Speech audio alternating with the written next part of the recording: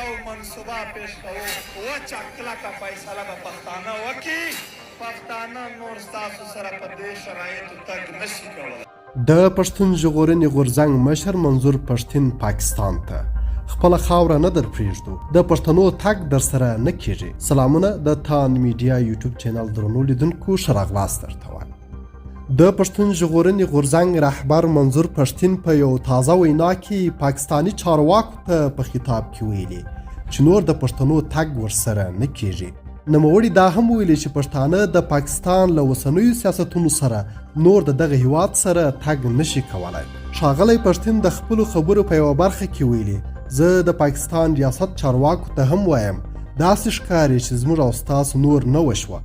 داسې ښکاري نور دغه حالات چې تاسې جوړوئ پښتانه نور له تاسو سره په دې شرایطو تګ نشي کولی. نوموړي پښتنو ته په خطاب کې وایي حوصلې به نه بایلئ، همت به نه بایلئ، سل زره سرونه قربانوو خو دا وطن ورته نه پرېږدو، دا خپله خاوره ورته نه پرېږدو.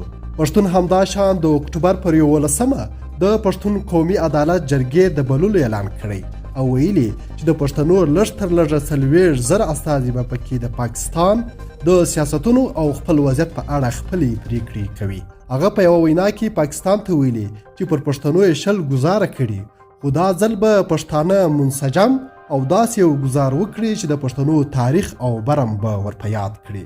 پاکستاني رسنیو د منظور پشتين پر دغه وینا هم د تل په شان بندیز لګولی او هم یې د ګیلمن وزیر د شهادت اړوند ټول خبرونه او اعتراضات نه دي رسنیز کړي. د ویډیو له کتلو مو ډیره مننه. د تازه خبرونو لپاره د تاند میډیا یوټیوب چینل سره سبسکرایب کړئ. تر بیا او بلې ویډیو د الله په امان.